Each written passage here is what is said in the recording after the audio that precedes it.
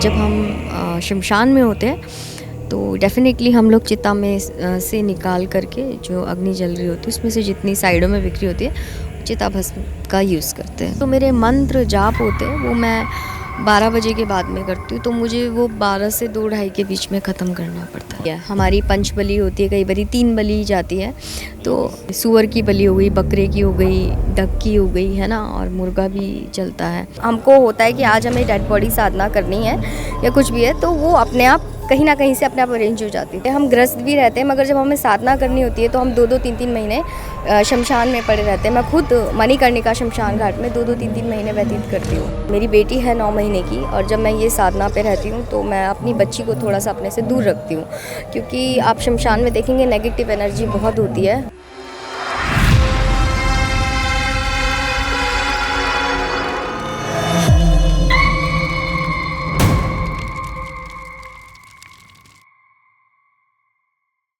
नमस्कार, मैं हूं मुनीश देवगन। महाकुंभ में हजारों साधु संतों के बीच सबसे ज्यादा ध्यान खींच रही हैं अघोरी साधिकाएं। वो अघोरी साधिकाएं जिनको देखकर हर कोई हैरान हो रहा है।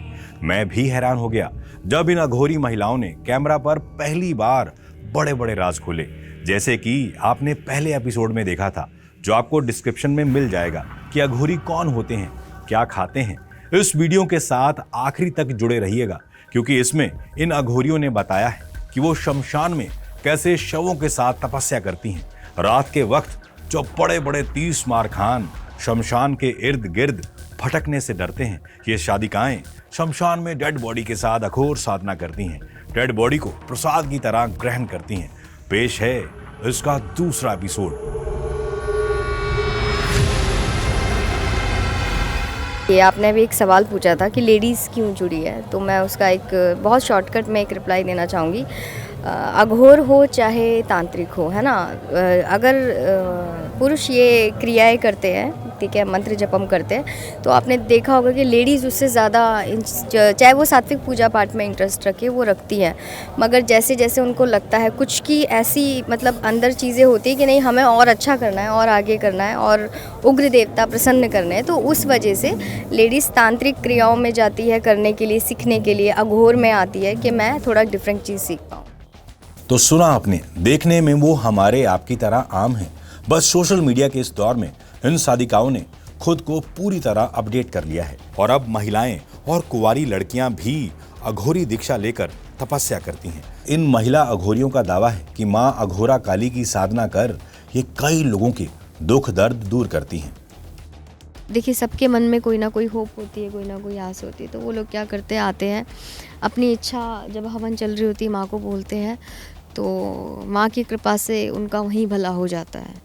जो थोड़ा दिक्कत देती है चीज़ें, उसके लिए आप मतलब फिर देखते हैं कि आगे का क्या हो सकता है। वो गुरुदेव से चर्चा करते होंगे। हाँ, वो गुरुजी से चर्चा करते हैं, फिर आगे क्या प्रोसेस है, फिर वो चीज़ फॉलो की जाती है।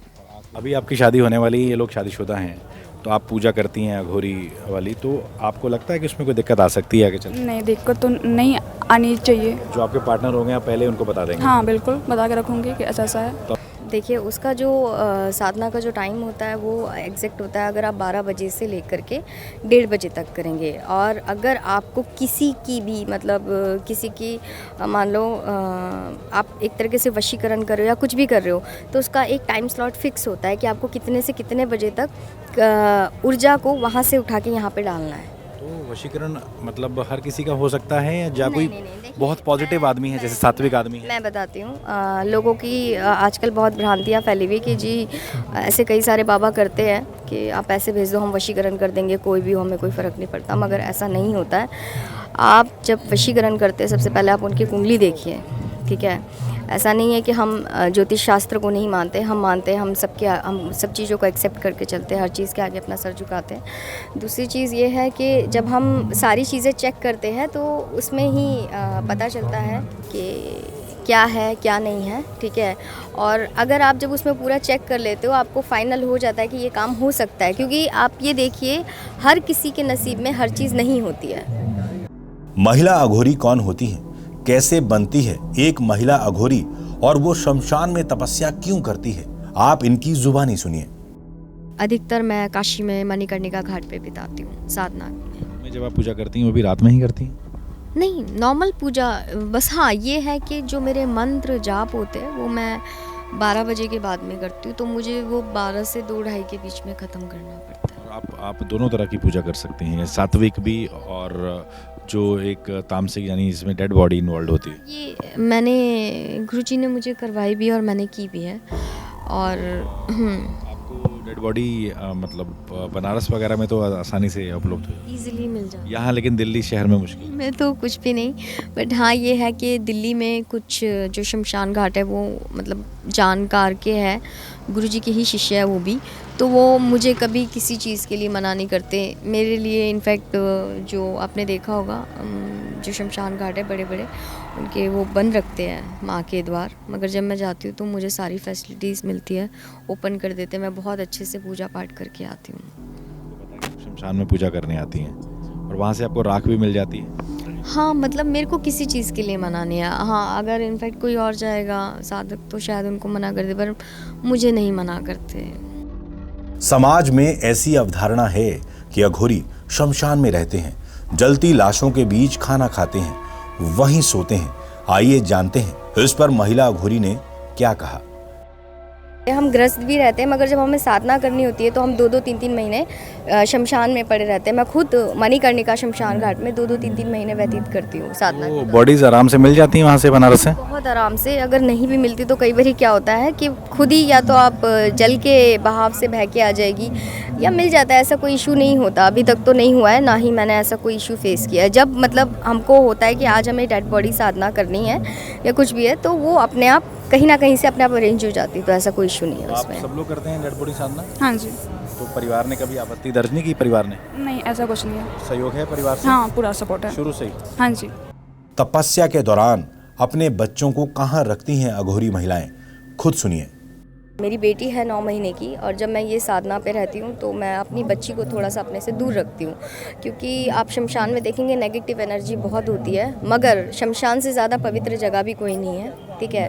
तो साधना के दौरान मैं अपनी बेटी को थोड़ा सा अपने से दूर रखती हूँ। बाद बाकी ऐसी कौन संभालता है उनको? फैमिली है, कोई दिक्कत नहीं है। सबको मालूम है कि मैं इस साधना लाइन में हूँ। आप शुरू से ही हैं, शादी से पहले से ही हैं? हाँ मतलब मुझे हो गया है, अभी आप लगा लीजिए 7 से 8 साल हो गया मुझे इस फील्ड में। मतलब पहले मैं इतना डीपली नहीं गई थी, मगर हाँ पहले से ही मैं मंत्र जपम तांत्रिक क्रियाओं में रही हूँ।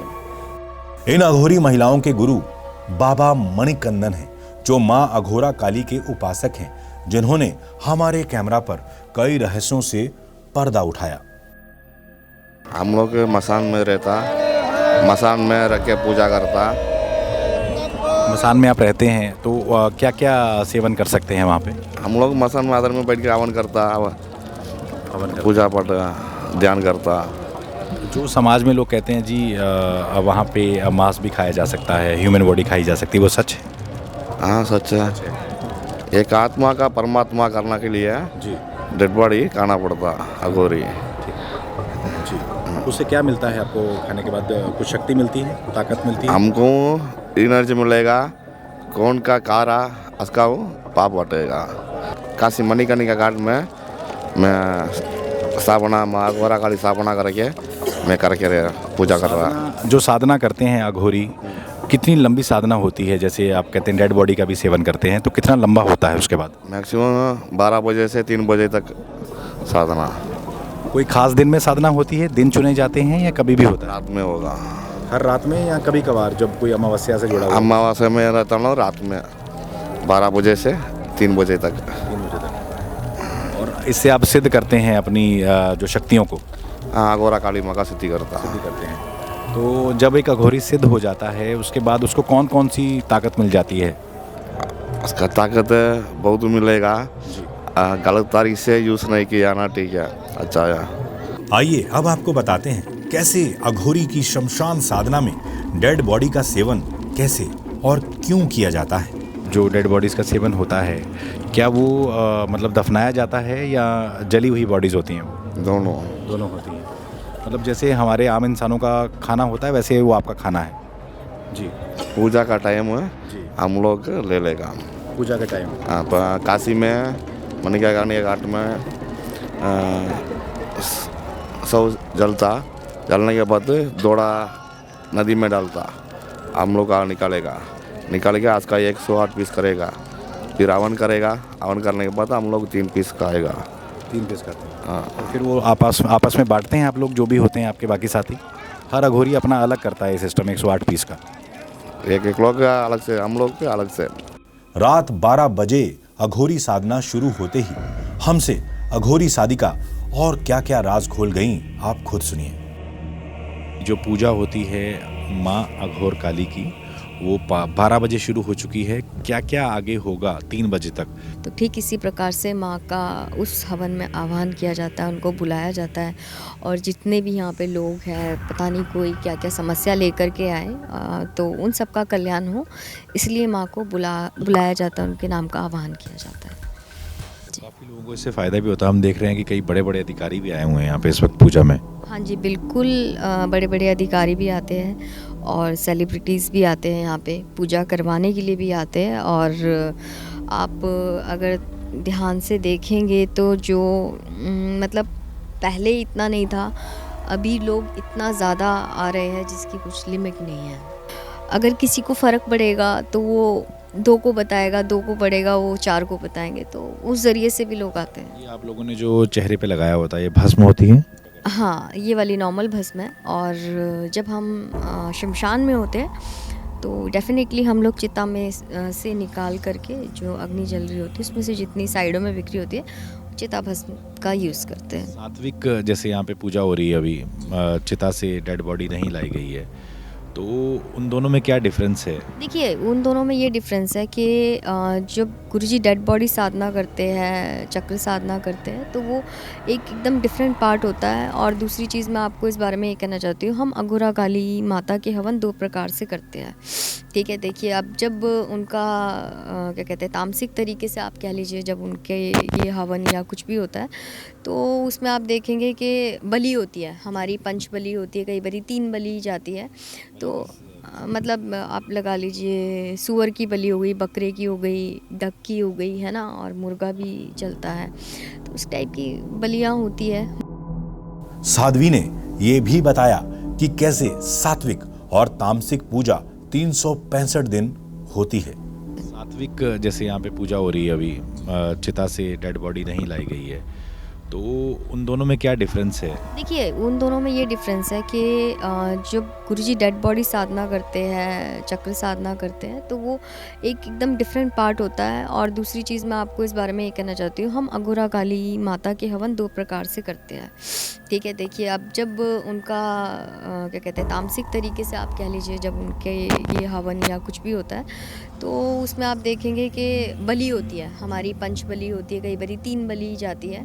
तो मतलब आप लगा लीजिए सूअर की बलि हो गई, बकरे की हो गई, डक की हो गई, है ना, और मुर्गा भी चलता है, तो उस टाइप की बलियाँ होती है। मगर अभी जैसे कि हम कुंभ में हैं और यहाँ पे ऐसा कुछ भी अलाउड नहीं है, तो हम लोग सात्विक हवन भी करते हैं। और गुरुजी ने दोनों प्रकार से हमें हवन करना बता रखा है कि कई जैसे पंडित घराने से भी लोग हैं जो कि तामसिक क्रिया इतना नहीं करते, नॉनवेज क्या लहसुन प्याज भी नहीं खाते, वो भी शिष्य हैं जिनसे अभी आप थोड़ी देर पहले बात कर रहे थे, वो भी हाँ सात्विक है एकदम, वो लहसुन प्याज तक नहीं खाते जो है। तो वो कैसे हवन हमेशा सात्विक ही करते होंगे? हाँ, वो जो शिष्य है वो जो एकदम सात्विक है वो अपना सात्विक ही हवन करते हैं, मगर जो गुरुजी है मोस्ट ऑफ द टाइम अपना तामसिक हवन ही करते हैं। मगर अभी जो हम कुंभ में हैं और यहाँ पे आपको पता ही है जैसे कि अलाउड नहीं है, तो हम जो अभी हवन कर रहे हैं उसमें हम फ्रूट्स यूज़ कर रहे हैं, सिंपल राइस और हनी यूज़ कर रहे हैं बेसिकली। आगे अघोरी साधिका ने अघोरी माँ के चमत्कार बताकर क्या क्या दावे किए, आप खुद सुनिए। अभी मंत्रोच्चारण चल रहा है? बिल्कुल बिल्कुल, अभी मंत्रोच्चारण चल रहा है और मंत्रों के द्वारा ही माँ को प्रसन्न किया जा रहा है और माँ से कनेक्शन बनाने की कोशिश की जाती है। माँ से अपने मन में आपके क्या चल रहा है मंत्र के साथ वो कहने की कोशिश की जाती है, अपनी बात रखी जाती है।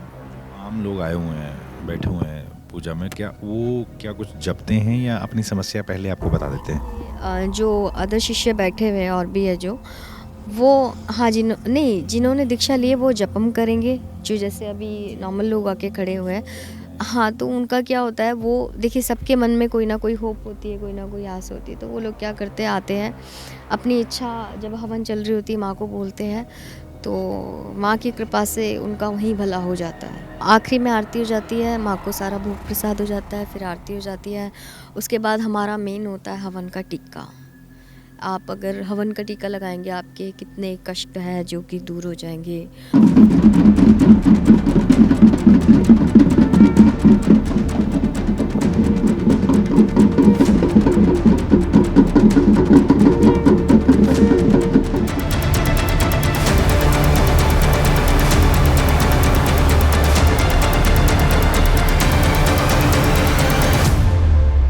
उम्मीद करता हूं ये एपिसोड आपको पसंद आया होगा, क्योंकि महिला अघोरियों से जुड़े कई रहस्यों से हमने पर्दा उठाने की कोशिश की है। पहले एपिसोड में हमने दिखाया था कि अघोरी क्या खाते हैं, क्या पीते हैं, क्या पहनते हैं और कैसे जीते हैं। सात्विक साधना क्या होती है, अघोरी साधना क्या होती है, और शमशान में एक अघोरी किस वजह से डेड बॉडी का सेवन करता है। ये सारी चीज़ें आपको इस एपिसोड के डिस्क्रिप्शन में वो पहला एपिसोड का लिंक मिल जाएगा, तो जुड़े रहिएगा हमारे साथ। और अगर ये एपिसोड अच्छा लगे तो इसे लाइक और शेयर करना ना भूलिएगा, और कमेंट भी कर सकते हैं कि अगले एपिसोड आप किन पर देखना चाहते हैं। बहुत बहुत शुक्रिया।